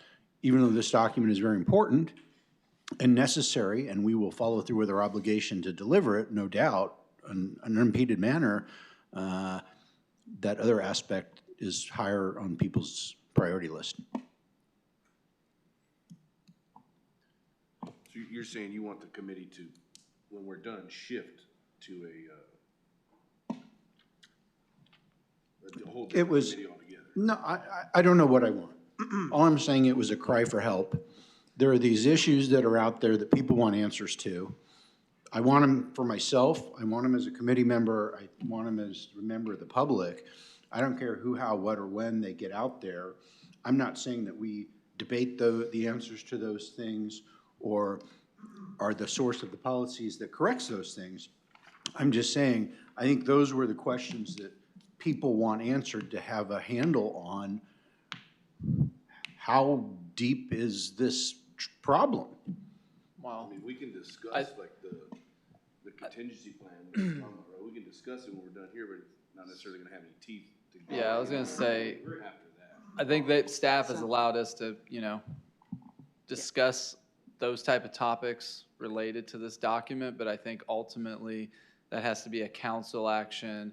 If you guys put it on the agenda and give council an update saying, hey, they've done this, but the committee wants to move forward and have open discussion about this, will that be okay? I think that has to be directed by council for them to be able to ultimately, I mean, they can listen to all the other things we've been talking about, you know, in the weeds, I think everybody's searching. I mean, look, let's be transparent.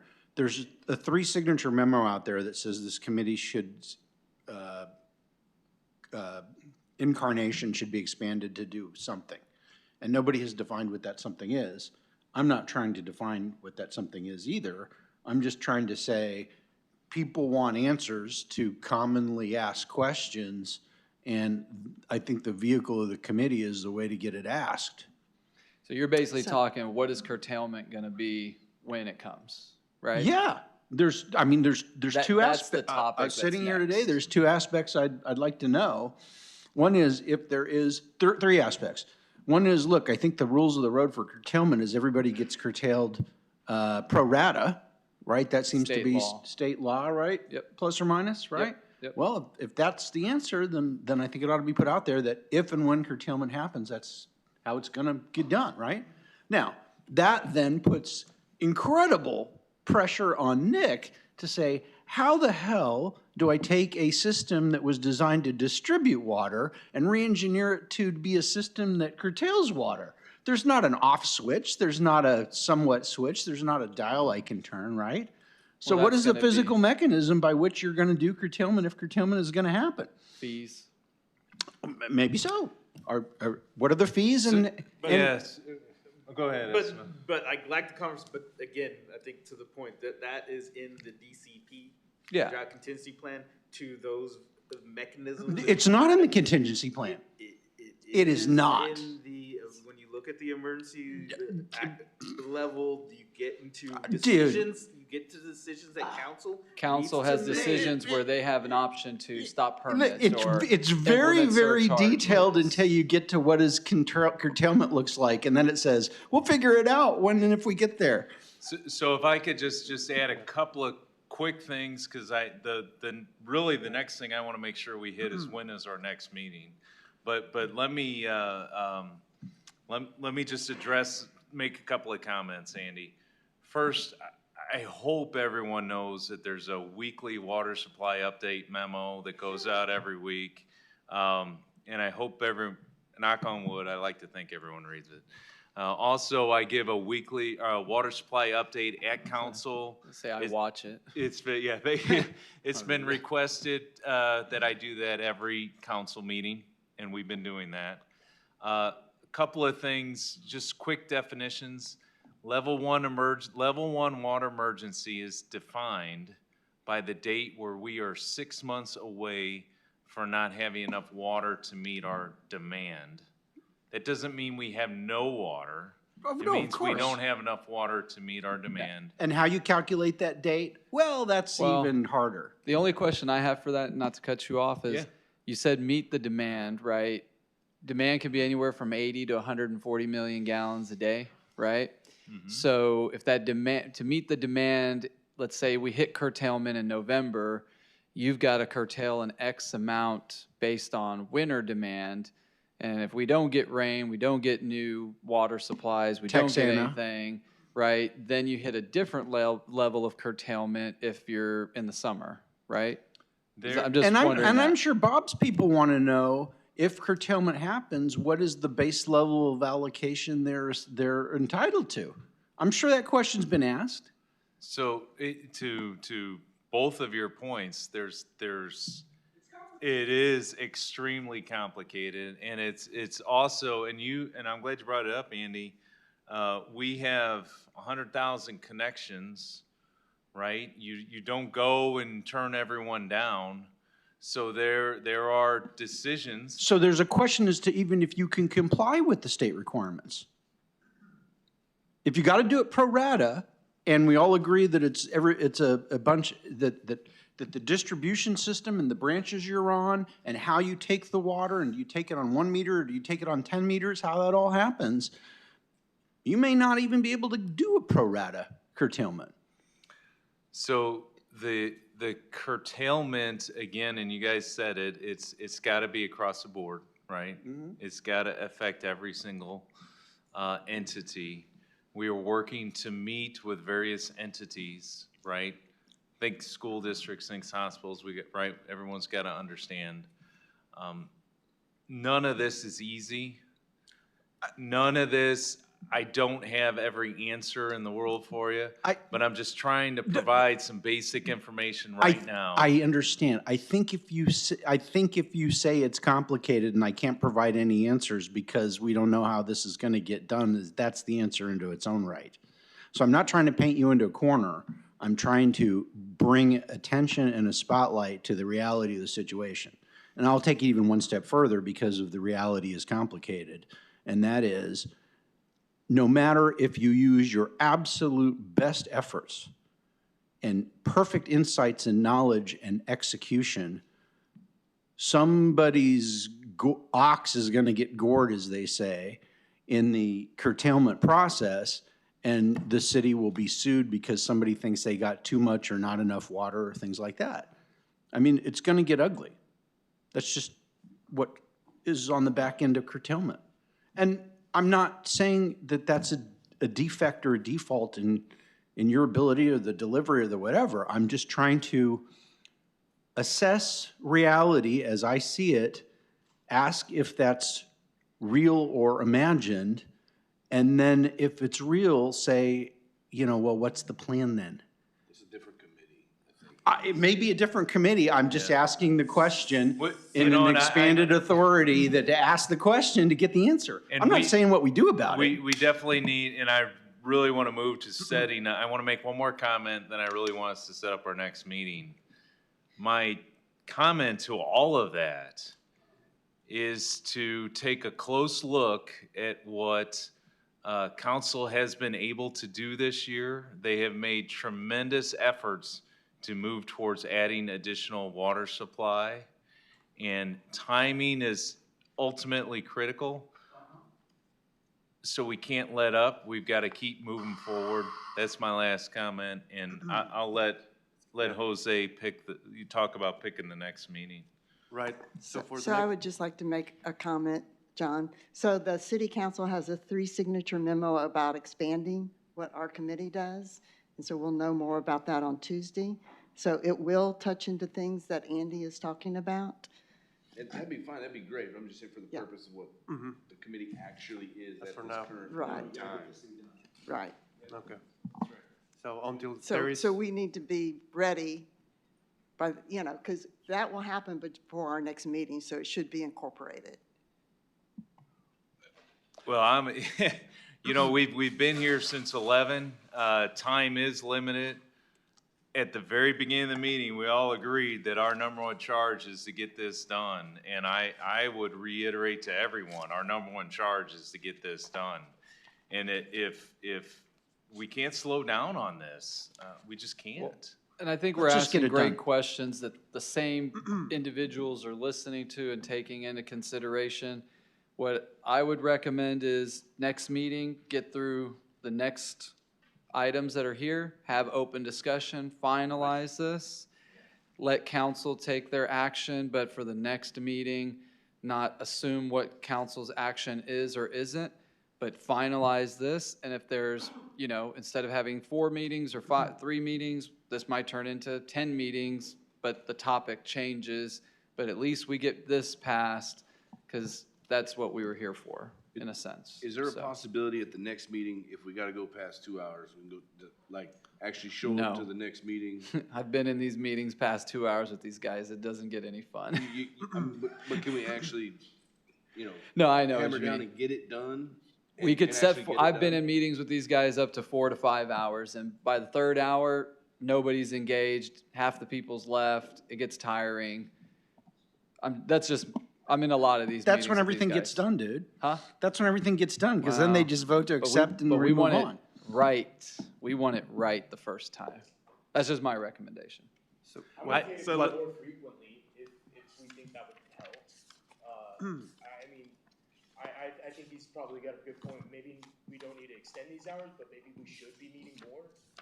I'm okay with that. Well, and I looked at the schedule, and I'm not trying to speak for them, but I think at the end of the day, the next meeting's on the meeting is the 27th of 27th. March. that's right. And that gives the committee time to allow council to do what they're doing. Obviously, it gives the city some time to approach the projects that they have pending, which, we're gonna find out about Inner Harbor soon. So, some of these conversations need to happen maybe while other conversations happen. So I want to get into the same thing. Nobody here wants to be in curtailment. Me, of all people, probably besides him, don't want curtailment in any shape or form. My whole life depends on water. So, we're here for the same For the record, I purpose, don't but wanna I be in think we get curtailment past this plan. The next meeting, we can set up the following plan, because I think really April, May, June, July is where the curtailment conversations are going to ultimately happen if we don't get rain in the next 60 to 90 days. If something happens to Angeline, which we'll find out today, I don't know what happened at the meeting that was supposed to happen, the water meeting y'all were supposed to happen with that whole ordeal. But there's a lot of pending things that are going to lead to the curtailment conversations, whether they get the Western Wells up, whether they get, La Rochelle stuff going, whether the people in Oasis County come out with pitchforks, so I think if we have those conversations at the next meeting, that I'd rather finish this and have that at the following meeting. And if we want to set a meeting faster after the 27th to have those conversations, then we do that. But a lot's happening in the city in the next 30 days with water. Simple as that. Because we only got halfway through what we needed to do today, do we need to wait 6 weeks before we meet again? We don't necessarily have to, but we also want to get a full crowd. I see 8 people who are not here today and 1 person who's already left. So, the whole point was to have a a full, I wasn't even gonna make it, and I left my emergency situations to come to this. So when I knew I could only watch and not necessarily engage, I ended up coming when I should be doing something else right now. But so it's all about who's got the availability and time. I don't mind meeting again. And I don't mind as long as there's a WebEx or Teams option. Okay, so let's, if Man, you I'm good would with agree, let's meeting put a again. tentative. Before. No, I think we need to decide, we need to decide now when we're gonna meet next. If we wanna do it Yeah. before March 27th, Yes. we need to decide. I think all those here need to I'm decide happy. a time for our Fridays- next meeting. Yeah, Fridays are fine for me. I mean, this time frame. Yeah. We can meet in, Well, 2 just weeks, remember, spring break 3 hits weeks. everybody differently in March, right? Why don't we try to meet on the 27th, because they'll have that council meeting on the 24th, we'll have a little bit more insight on that. We can get together on the 27th of February. Does that work for everybody? But please, give me a little time. Don't expect I can Yeah. get No, all. well, we're just- No, no, no, no. I think that's fine, because we still have more to To discuss. finish- Well, we still have more to go through, yeah. I'm not saying have revisions to what you were looking at. I'm saying let's go over the ones we haven't discussed. Yeah. So that you would have what you Yes. need to do to keep Sure. working. That's all I'm saying is Well, I our think- full focus being just finish those other items that we did not discuss today. So I'm good were with good the with the 27th. 27th. If I'm we good with the stick to 27th. the items that we have, because like he said, I'd rather him do it the right way. Correct. But truthfully, I'd rather him be looking for water sources and figuring out how to keep our city from getting curtailment. So every minute we take away from that guy right there, I mean, it's very valuable, guys. I'm just saying that because I know what he's doing here, and he doesn't stop. And the only thing I would After say is that if we're gonna meet more frequently, which I'm way in favor of, that we have to have a WebEx or Teams option to dial in. I can't be here in person on that more frequent basis. So is that yay or nay for the 27th? Yay or nay on the 27th? Are Yes, there- we will work towards getting the WebEx and that. All right, So, good. but I need, Can we take a vote on 27th? 27th? yes, I'm All hearing right. yes. there we go, yes. Yeah, it's good for me. February 27th. We're out, yes. Can we make, Yes, sir.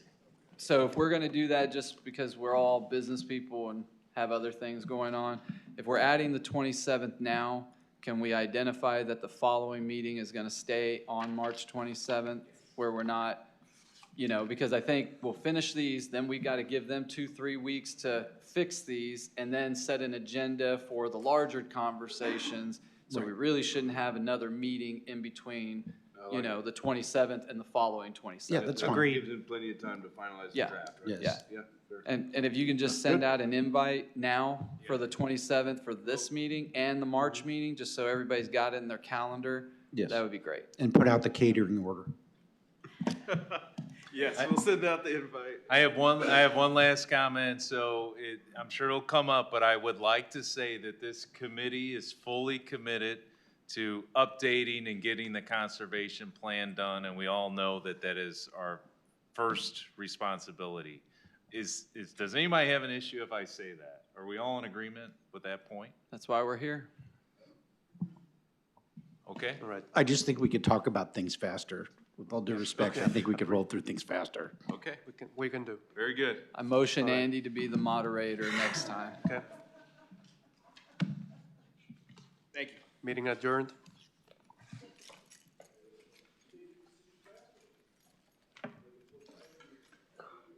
Jake, good to see you, buddy. Yes, sir. Good to see you. Glad you're back. Here you go. Oh, thank you. Whoops. I got it. I got it. You got it? Yes. It is low